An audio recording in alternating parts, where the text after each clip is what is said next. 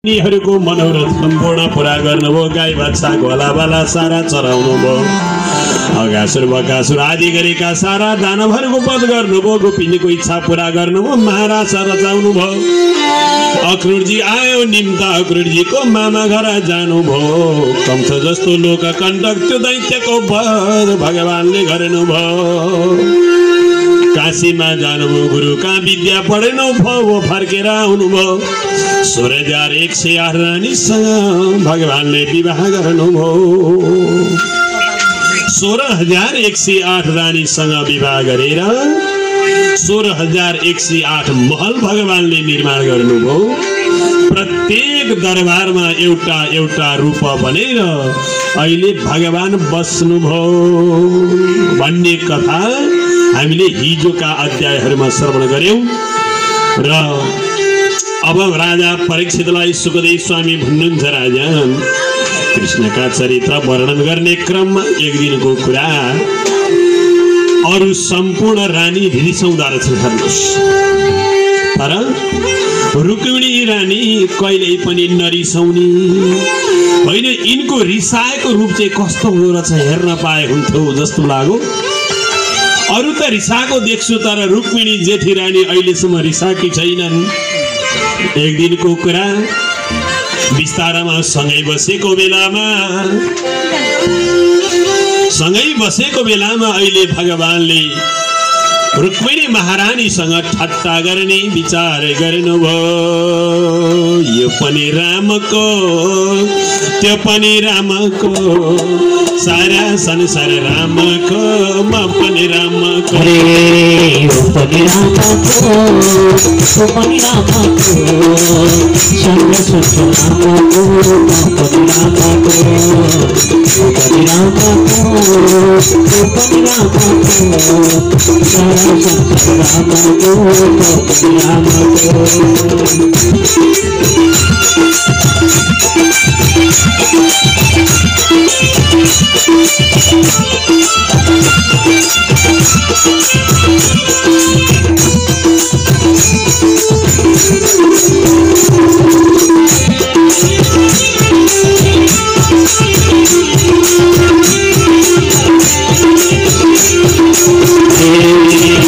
Pati Rama ko, Pati Rama ko, Sara Sara Rama ko, Pati Rama ko, Pati Rama ko, Pati Rama ko, Sara Sara Rama ko, Pati Rama ko, Hari Hari Sara Sara Rama ko, Pati Rama ko, Hari Hari Sara Sara Rama ko, Pati Rama ko।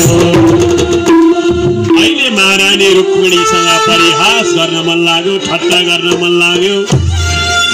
जब अल्लाह नगरौँ है, रुक्मिणी महारानी सँगै बसेको बेलामा भगवान एक दिन भन्नुहुन्छ, अहिले हे कल्याणी, यो संसारमा बुद्धि नभएकी चाहिँ तिमी नै हौ भन्नुभयो भगवानले। हेर्नुहोस् त, तिम्रो बुद्धि पटक्कै रहन्छ कल्याणी भनेर भने था। रुक्मिणी महारानी थरे थर्काउनु भयो। मेरो केमा चाहिँ बुद्धि पुगेन आज, मैले कुन कुरा बिगारिन प्रभु? मैले घरको काम गर्न जानिन कि सम्मान गर्न जानिन कि अतिथिको मैले के चाहिँ गर्न जानिन भने कल्याणी। सबै कुरा जानेकी छौ, तर एउटा कुरामा तिमीले जानेनौ, बुद्धि पुगेन। केमा पुगेन भने त अरु सबै कुरामा पुग्या हो, बिहे गर्नलाई तिम्रो बुद्धि पुगेन। ल भो, अब नाति नातिना जन्मिसकेका छन्। भगवानले के भन्नुभयो, हेर तिमी कहाँको राजाकी छोरी, म कहाँको गोठालो। आज तिम्रो र मेरो जोडा पटक्कै मिल्या छैन। हेर बिहे गर्नलाई के हुनुपर्छ रे भने भगवानले भनिदिनु भयो, ययोर आत्मसमं वित्तम जन्मैश्वरी आकृतिर्भव तयर विवाह मैत्री च न तमाधमय पछि। बिहे गर्दा र मित लाउँदा समानमा गर्नुपर्छ, बराबरमा गर्नुपर्छ। एउटा अलि धेरै धनी अर्को अलि गरिब भयो भने तालामाला अलि मिल्दैन। हेर कल्याणी, तिमी राजाकी छोरी हौ, म त गोठालो नहुँ। आज जोडा मिल्या छैन।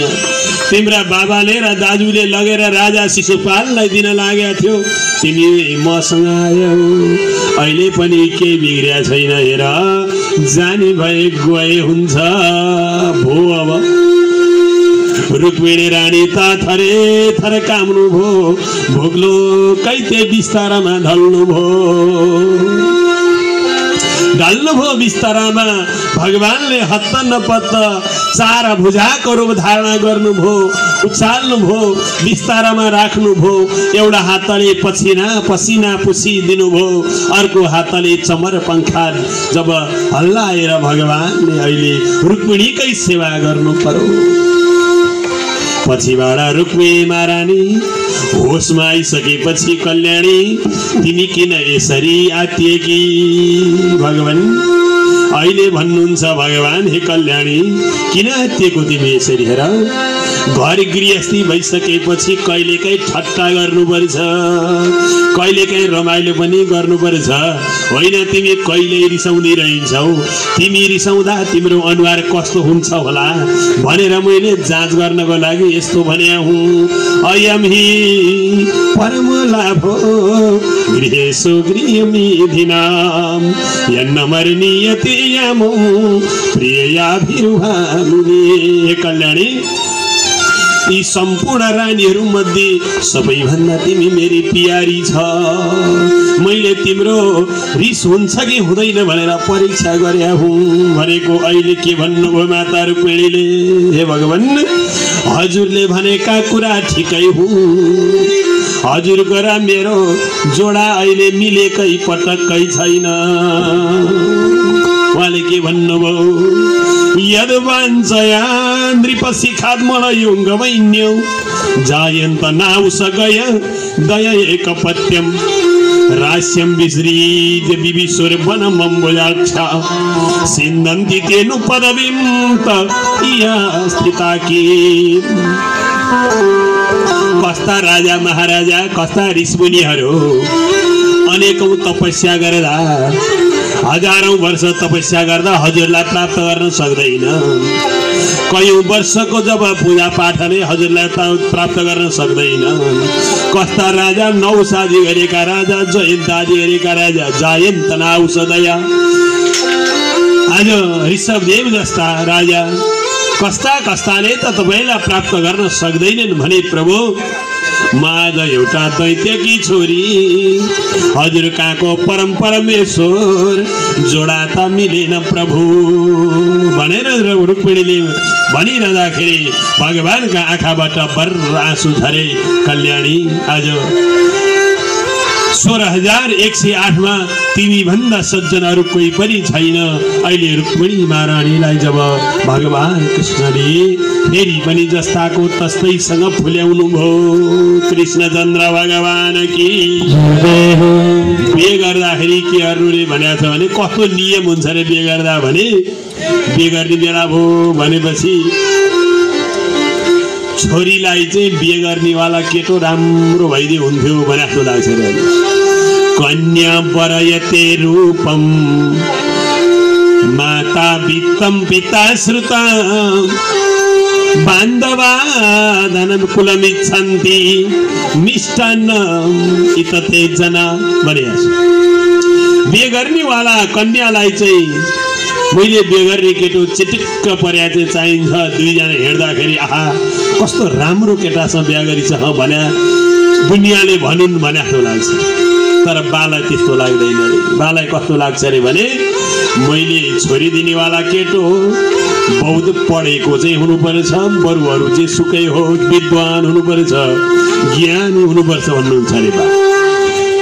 आमा पिता वित्तम माता वित्तम पिता श्रुतम।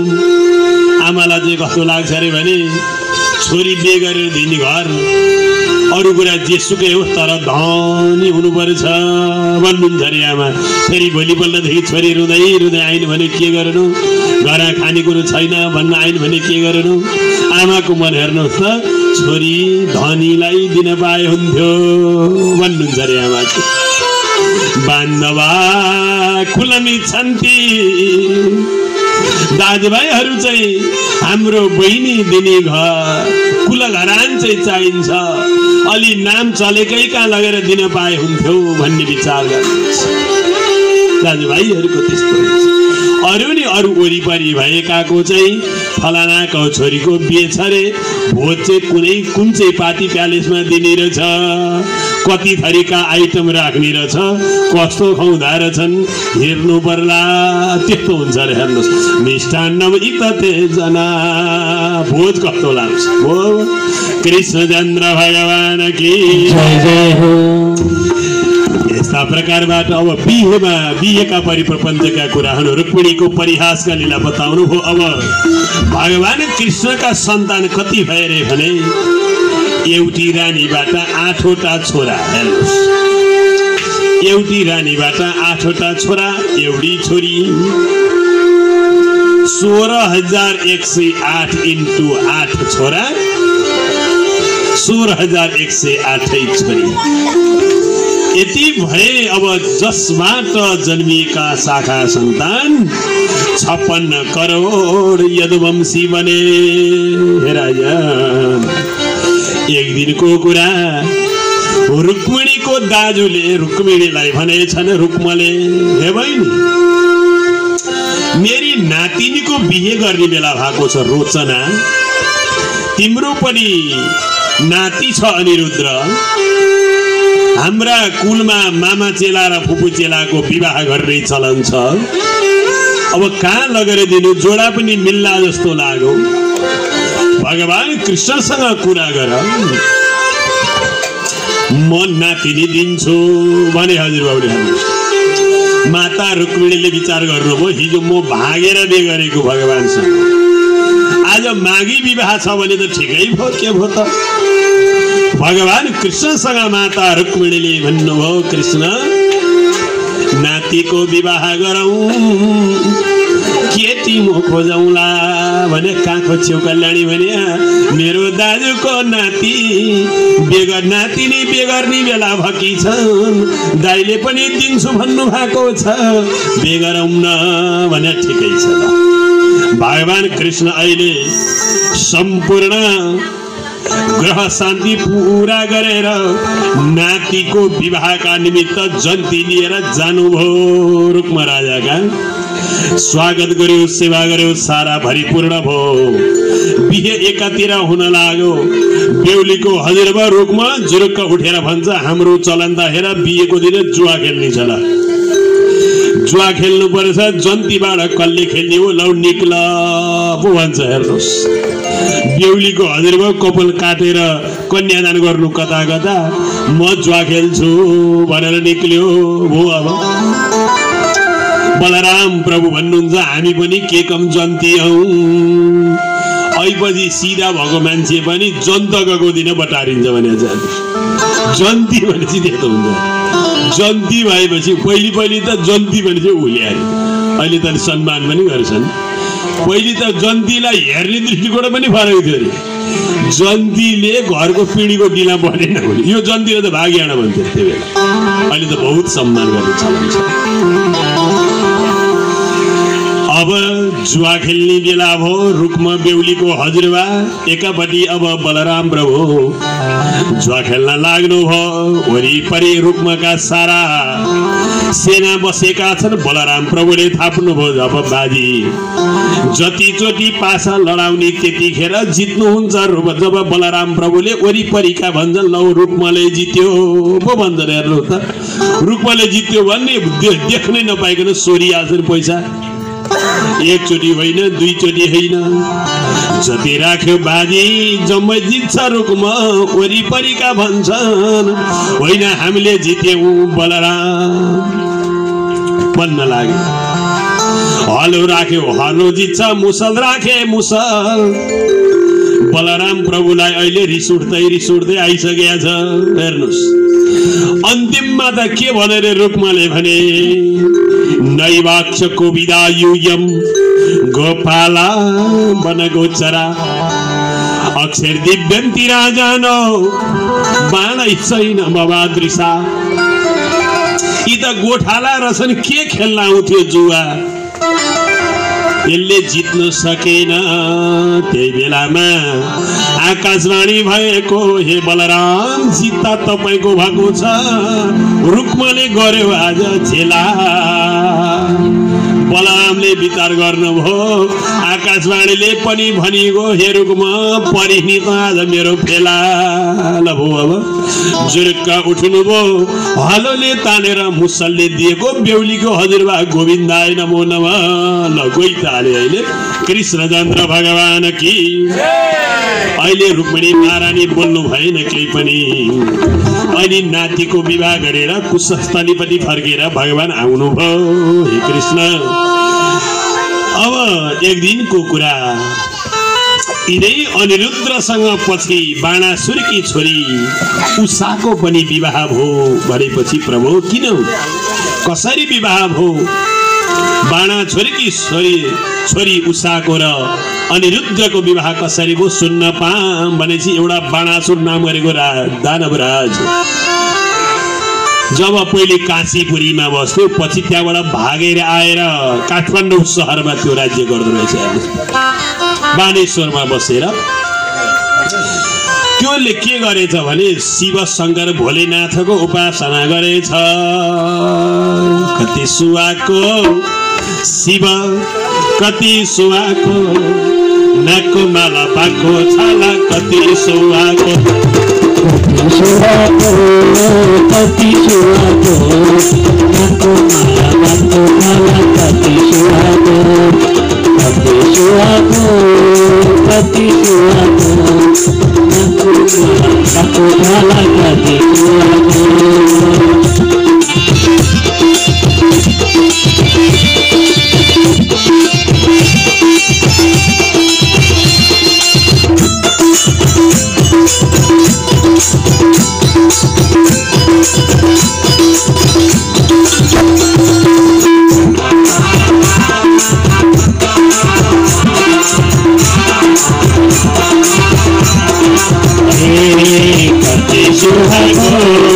कति सुहागो, नाको माला बाटो छाला कति सुहागो, कति सुहागो, कति सुहागो, नाको माला बाटो छाला कति सुहागो।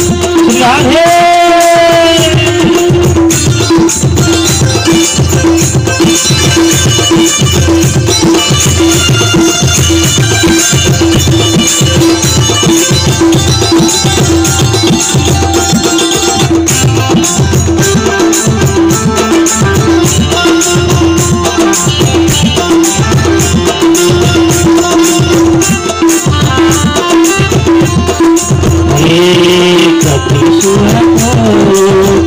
सुहागो, नाको माला बाटो छाला कति सुहागो, कति सुहागो, कति सुहागो, नाको माला बाटो छाला कति सुहागो, हे नाको माला बाटो छाला कति सुहागो, हे नाको माला बाटो छाला कति सुहागो।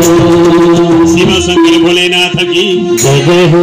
अद्भुत सँग जब शिव शंकर भोलेनाथको बाणासुर नामको दानवले अहिले गरेको जब तपस्याका प्रभावले भगवान शिव शंकर खुसी हुनुभयो। बाणासुर वरदान माग भनेर भन्दा, प्रभु मेरा यी दुईवटा मात्रै हात छन्, यो दुईटा हातले कुन हातले पूजा गर्ने, कुन हातले शंख बजाउने, कुन हातले डमरू बजाउने, मलाई यो दुईटा हात असाध्यै थोरै भयो। हजुरको सेवा गर्नका निमित्त मलाई त 1000 हात चाहियो भनेर माग्यो। शिव शंकर भोलेनाथ भन्नुहुन्छ चौपट्टैको भक्त रहेछ बाबु, ल तिमीलाई तथास्तु भनेर दिनुभयो वरदान। उसको 1000 हात भयो, बलशाली बन्यो। अनि त के भन्छ, हे भगवान मेरा 1000 हातहरू चिलाएका छन्, तपाईसँगै लडाई गर्छु। हेर्नुहोस् त, मूर्खका मनमा अरती गाली तुल्य बिजाउँछ, दुध पान गरे सर्प खाली विषय बगाउँछ।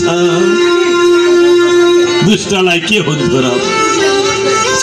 भगवान भोलेनाथले भन्नुभयो बाबु तिम्रो घरमा एउटा ध्वजा रहेछ त्यो ध्वजा जुन दिन ढल्छ त्यही दिन तिमीसँग लडाई गर्ने पुरुष आउँछ अहिले जाऊ भनेर पठाइदिनु अहिले आयो बाणासुर घरमा बाणासुरकी छोरी एउटी उषा नामरकी मैया थिइन् बिहे गर्ने उमेर हो बाबाले सुन्नुभयो हे कल्याणी बिहे गर्नु पर्छ अब है त हाम्रो चलन स्वयंवर गर्ने हो म खबर गर्छु सारा राजा रजौटालाई हे नानी हे छोरी बिहे गरौँ अब भनेको छोरी भन्छन् बाबाजी म बिहे गर्दिन विवाह गर्दिन म विवाह पनि गर्दिन पुरुषको मुख पनि हेर्दिन सूर्यको दर्शन पनि गर्दिन आजीवन ब्रह्मचारी रहन्छु पिताजी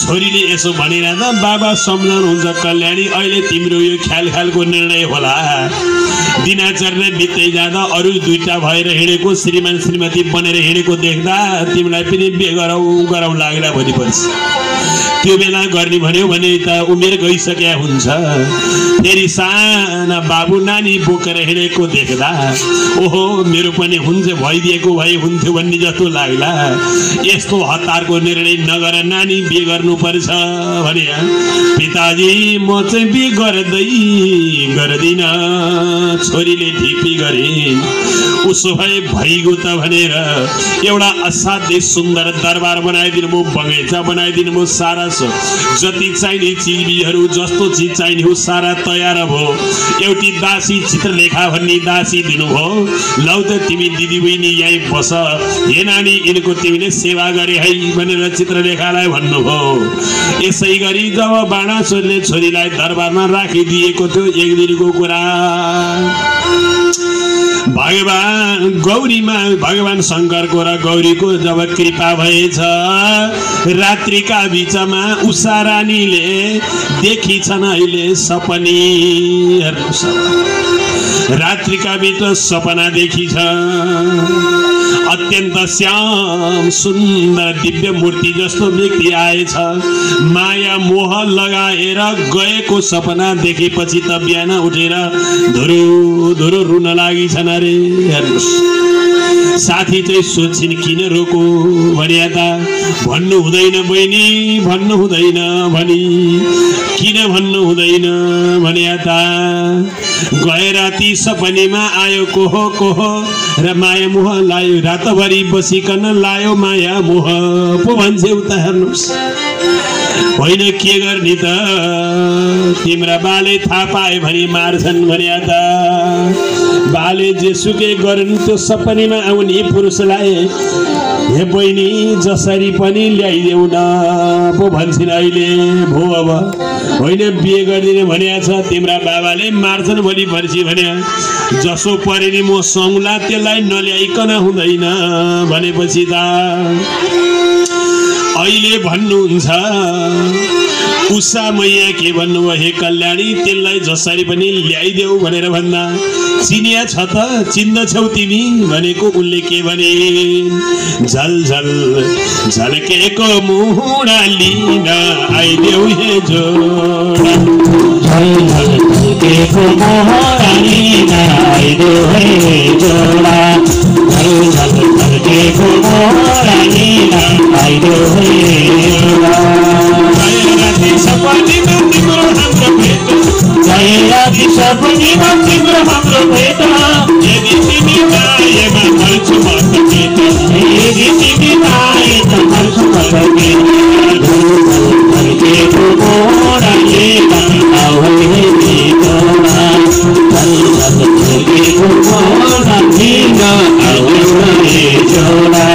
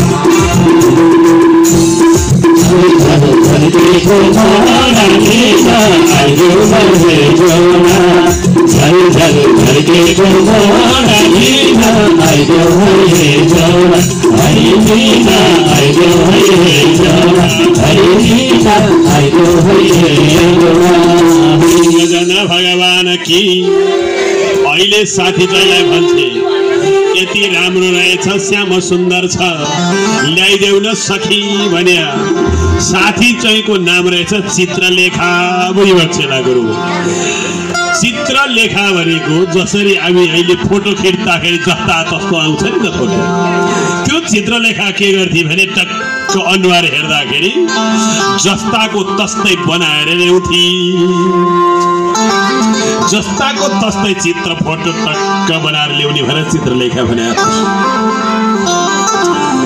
नहोला कि अहिले गई चित्रलेखा यो संसार घुम्दै घुम्दै दुनियाँका फोटो ल्याएर देखाउँछ यो हो होइन यी देवताको ल्याइ देखाउँछ होइन गन्धर्वको ल्याइ देखाउँछ होइन मनुष्यको ल्याउँछ देखाउँछ होइन सबैतिर देखाइछ कि होइन होइन सपनीमा आउने माया मोह लाउने तिमीले फेला पारेनौ लाउन बहिनी जसरी बहिनी ल्याइदेऊ मलाई चाहिने भन्छ अब हो अनि चित्र बनाउँदै बनाउँदै गएको द्वारावती धाममा पुगेर भगवान कृष्णको बनाएर ल्याइछ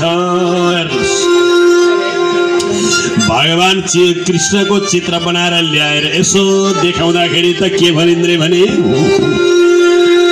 हे बहिनी कुल चाहिँ यसैको कुल हो यही कुलमा छ त्यति हेक्का राखा होला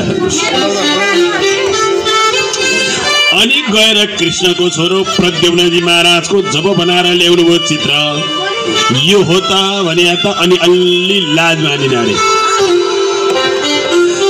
अनुहार टक्क मिल्यो रूप रंग सम्पूर्ण मिल्यो अलिकति उमेर मिल्दैन भनेपछि त ए बाउ चाहिँको ल्याउँदा उमेर मिल्यो भने छोरो चाहिँको ल्याउँदा मिल्छ होला नि अनि अब गएर अनिरुद्रको चित्र बनाएर टक्क ल्याएर देखाएको कल्याणी यो हो त भने त अनिरुद्रम विलिखितम दीक्षो साबा मुखिरिया सोसा वसाविति प्रह स्मयमाना महीपते हे कल्याणी त्यो सपनीमा आउने वाला पुरुष कोही हो जसरी भए पनि ल्याइदे कहाँको काशी कहाँको दिल्ली कहाँको काठमाडौँ गाह्रो छ नि तर त्यसले मायावी जानेको रहेछ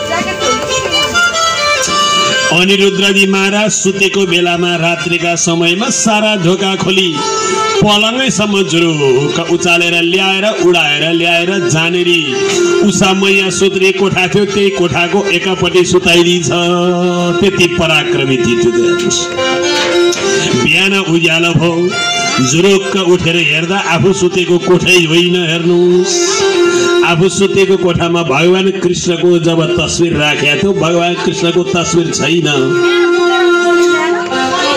होइन, कहाँ आएँ म? मेरो कोठा त होइन यो। यसो बाहिर हेरे, घर पनि होइन यो। कहाँ आएँ म? अर्कोपट्टि हेरेको रूपमा बलेकी, शिलामा ढलेकी एउटी सुन्दरी केटी अर्को खाटामा छिन्। ए कल्याणी, म कहाँबाट यहाँ आएँ?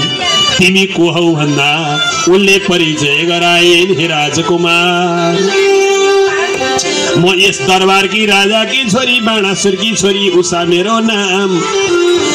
रात्रिका समयमा हजुर र मेरो जब भेट भएको कारणले मैले बिर्सन नसक्दा मेरी सखीलाई ल्याइदेऊ न भनेर भन्दा मेरी सखीले उडाएर ल्याएको हो। यहाँ यो दरबारमा अर्को पुरुष व्यक्ति आउँदैन। मिठा मिठा कुरा खान पाइन्छ, मिठै मिठै बात गर्न पाइन्छ।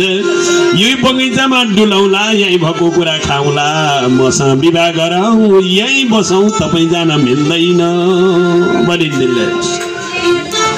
अनिरुद्धलाई पनि भगवानको इच्छा यही रहेछ क्या र जस्तो लाग्यो त्यही भनिदिनु भयो। दिनचर्या बित्दै गयो। कहिलेकाहीँ यसो बगैँचामा निक्लिँदा रहेछन् दुईजना। वरिपरि यसो जब सुरक्षामा बसेका सेनाहरूले देखे, हे राजा, तपाईँको छोरीको दरबारमा त एउटा छिटो घुम्या जस्तो लाग्छ है भने झन्डै मारेको थियो। हेर्नुहोस् त, मेरी तपस्विनी छोरी, यसको काम के? कोही जान दिएकै छैन। कसरी आउँछ छिटो, कसरी आउँछ त्यहाँ पुरुष होइन है, बढी नबोल भनेर। राजन, हामीले त देखा जस्तो लाग्छ, भइगयो, भोलिपछि थाहा पाउला नि भने सिपाहीले। एक दिनको कुरा विचार गर्नु पर्यो। सिपाहीले भनेको कुरा के रहेछ भनेर बाणासुर नामको राजा हेर्न भनेर गएको त गजबको ठिटोसँग छोरी बसेकी बिहे गरेर। यो को भने त कृष्णको नाति अनिरुद्ध।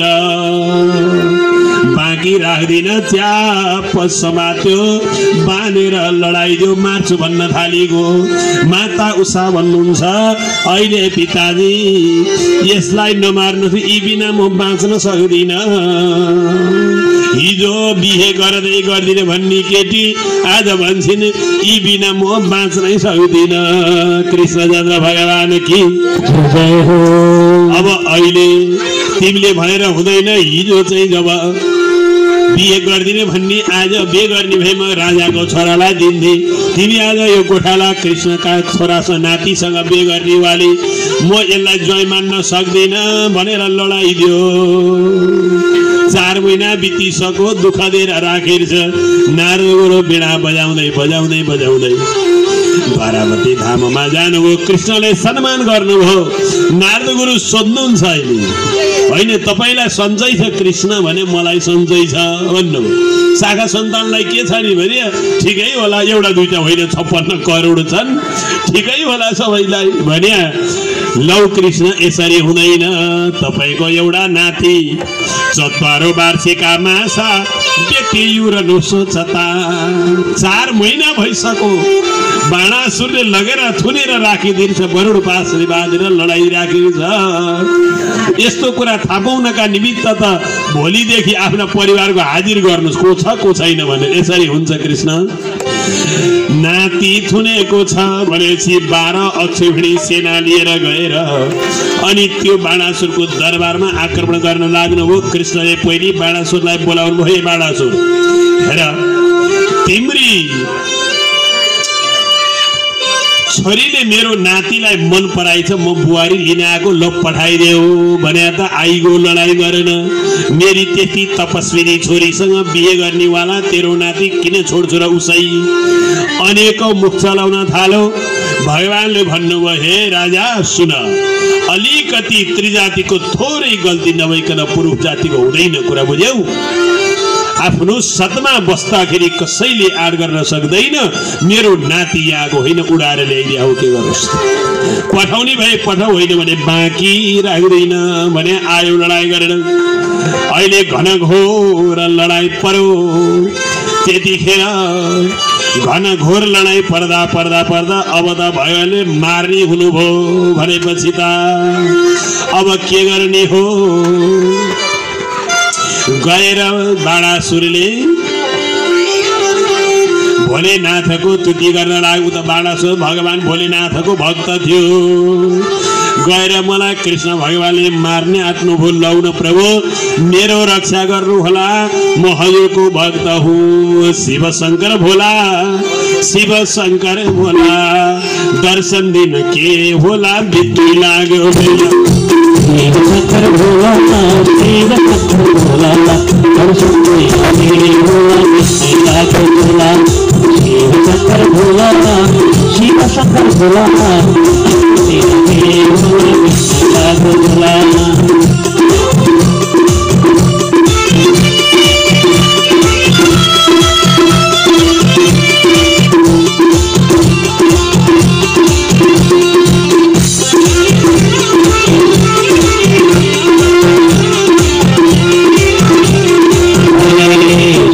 शंकर भोला, शिव शंकर भोला, दर्शन देना के भोला बित्ती लाग्यो बेला। शिव शंकर भोला, शिव शंकर भोला, दर्शन देना के भोला बित्ती लाग्यो बेला। हरे कृष्ण देना के भोला बित्ती लाग्यो बेला। हरे दर्शन देना के भोला बित्ती लाग्यो बेला। अहिले अब भगवान भोलेनाथले पनि मूर्खै भए पनि शरणमा आयो। मेरो भक्त हो, रक्षा गर्नु पर्यो भनेर अहिले माहेश्वर ज्वरोको उत्पत्ति गराइदिनु बस। कृष्णका सेना सारा डगडगे चिसो भएर काम्न लागे। हेर्नु लडाइँ गर्नै नसक्ने भए। त्यही बेलामा भगवानले फेरि वैष्णवी ज्वरो उत्पत्ति गराइदिनु भयो। अब फेरि तातेर सारा सेना एकातिरका ताते अर्कोतिरका चिसो, त्यो दुई किसिमको ज्वरो एक आपसमा लडाई पर्यो। त्यही बेलामा गएर ज्वरोले भगवानको स्तुति गर्यो। के भन्छ? नमामि त्वामनन्त शक्तिं परेशं सर्वधमानं केवलं ज्ञाप्ति मात्रं विश्वोत्पत्तिस्थान समृद्ध हेतुं यद्यद् ब्रह्मं ब्रह्मलिङ्गं प्रशान्तं कालो दैवं कर्म जीव स्वभाव द्रव्य क्षेत्र प्राणात्मा विकार तत्संगातो बीजरोह प्रवाह तन्मयैसा तन्निषेधं प्रपद्ये। हे अनन्त शक्तिका प्रभु, तपाईको शक्ति हामीले जान्न सकेका छैनौं। अनन्त शक्ति हुनुहुन्छ, सर्वैका संसारका सारा जान्नेवा या मात्रै हुनुहुन्छ। विश्वोत्पत्ति स्थान समृद्ध हेतुं प्रभु, विश्वको सृष्टि गर्ने पनि तपाई, पालना गर्ने पनि तपाई, हजुर सम्हार गर्ने पनि तपाई। आज हाम्रो रक्षा गर्नुहोस् भनेर ज्वरोले भगवानको स्तुति गरेपछि फेरि भगवानले ज्वरोलाई समन गरिदिनु भयो। ज्वरो आएका बेलामा यो मन्त्र पढ्यो भने अलिकति भए पनि ज्वरो हट्छ भनेर लेखेको छ। अहिले नहोला, अब फेरि लडाई पर्यो। भगवानले त्यो बाणासुरलाई, त्यसका हजार हात रहेछन्, अब हजार हात काट्न लाग्नु भयो। काट्दै काट्दै काट्दै मानव कि चिच्छेद भगवान बाहुन शाखा इव वनस्पति। जसरी हामी रुखको हाँगाहरूलाई काट्छौँ त्यसै गरी काटिदिनु हो। दुईटा दुईटा बाँकी राखेपछि आएर पाउमा पर्यो भगवान, मलाई बदन गर्नु हो भने हे बाणासुर, मैले प्रहलादजी महाराजलाई अब तिम्रो कुलमा कसैले मार्दिन भनेर वचन दिएको छु। हेर, तिमीमा ठुलो घमण्ड थियो, ल अब यो घमण्ड त्यागिदेऊ। अब तिम्री छोरी पठाइदेऊ, मेरी बुहारी भनेपछि हस् प्रभु भनेर अहिले बाणासुरले नातिनी जब छोरी बिहे गरेर कृष्णको नातिलाई पठाइदियो। कृष्ण चन्द्र भगवान की। एक दिनको कुरा हे राजन, कृष्णका कुमारहरू सहित गएर जब जंगलमा घुम्न गएको बेलामा साह्रै पानी तिर्खा लाग्यो। पानी खान जाने